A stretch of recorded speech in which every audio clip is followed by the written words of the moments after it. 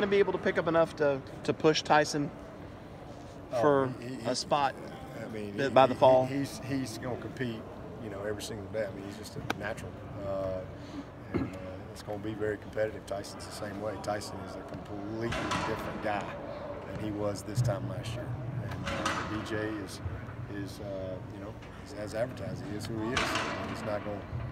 He's here because he's a great talent, but he's also a great competitor. So there ain't nobody out here can show up and compete every single day. I'm so excited. You're starting to see those early enrollees get more comfortable now, about several days into spring practice? Yeah, that second offensive line's swimming. Got a lot at them. It's not easy out here, but that's why we're successful, I think, because you get exposed on the practice field, and if you're a competitor and you're made of the right things, you'll get better. You'll figure it out, and you'll respond. Otherwise, you got some long days ahead, because they don't change the pace or the tempo and all that stuff. And our defensive line is just a little deeper right now with more knowledgeable guys. Our second group is just flipped. Our second group, defensive line-wise, they're much more knowledgeable than our second offensive line. Same thing at linebacker. So it's been a little challenge for them, but they're plugging along, man, getting better. It's just a process you got to go through.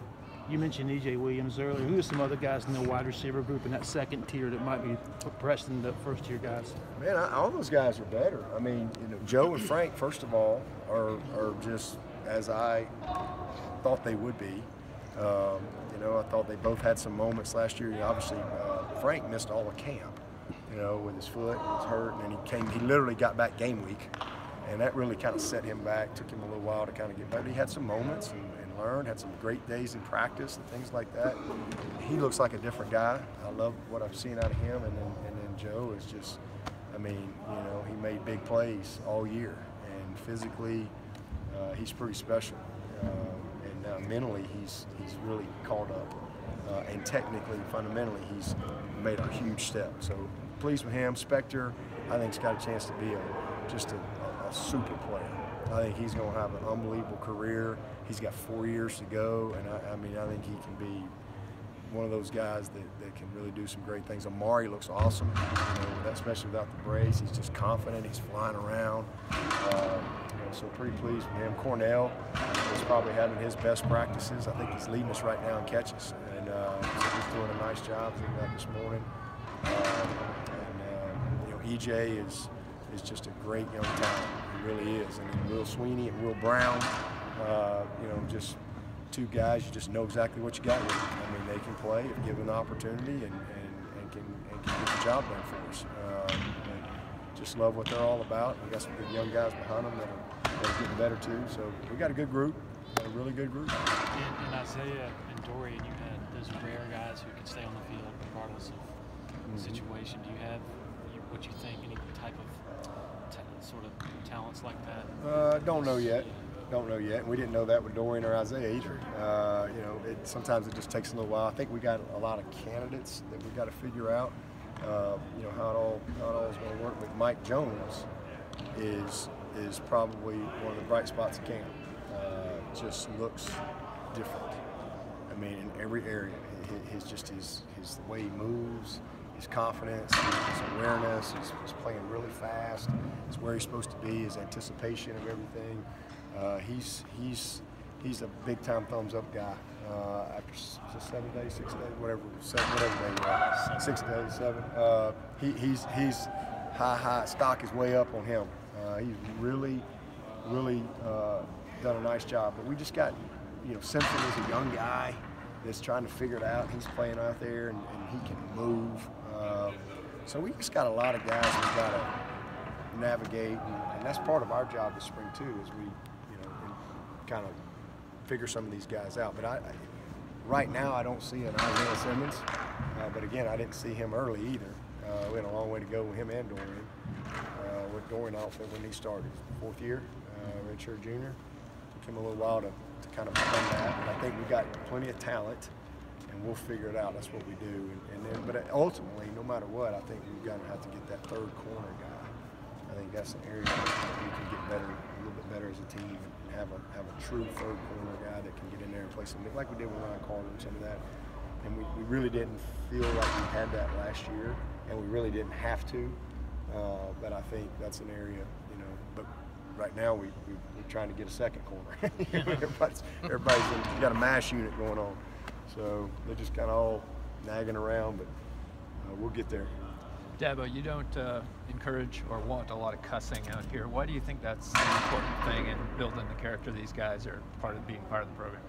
I mean, I just think that it's the right thing to do. That's what I think.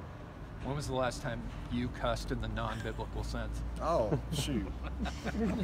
Probably yesterday. I mean, I try to keep, there's 3 in the Bible, I think. I try to stick to those. Hey, I don't know if it's ass in the Bible. I don't know.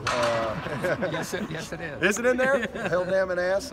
So, try to stick to those as much as possible. But, I am human, and I can have my moments, but I try not to. And we really try. We really do. We try to set a good example, and our players, try.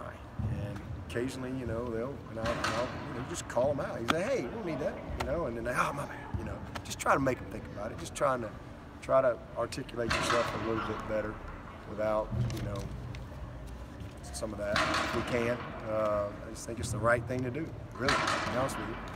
Trying to make better men. What's your assessment so far of Tyler and the job he's doing with the wide receiver group his first year? He's awesome. He's awesome. Like I said, there's never been ever been a guy more prepared to be the receiver coach at Clemson for Coach Swinney than Tyler Grisham. So he's been awesome. I mean, it's a mini-me out there. I love it. I'm having a lot of fun with him.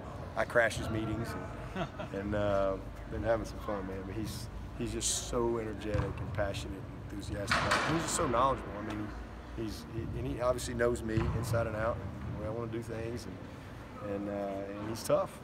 He's tough. Head coach someday? Tyler? Yeah. Oh, certainly. He's definitely got the makings of that. He's got the right stuff. There's a lot of guys on our staff have that, but he's a great young coach. Tying in your reunion and Tyler, and a question me and some of the guys were talking about back earlier before we got out here. Who do you think is your best under the radar Alabama recruit from your history that you've brought through the program? Ooh, best Alabama recruit. I love all my Bama. We call them Bama boys. So that goes back to J50, Jock McKissick. That's what he used to be like. He was one of the ones we were talking about. Yeah, I love J50. He had that long interception against South Carolina.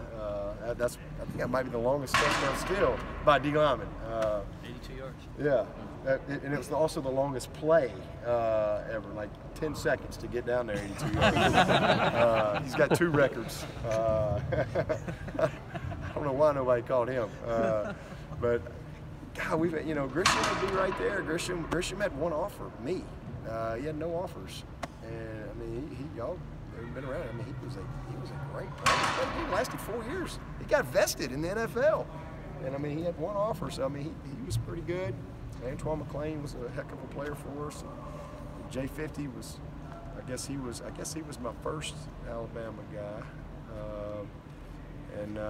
He became such a great leader here, and just one of those guys that just, to this day, just all in, with our program and ambassador for our program.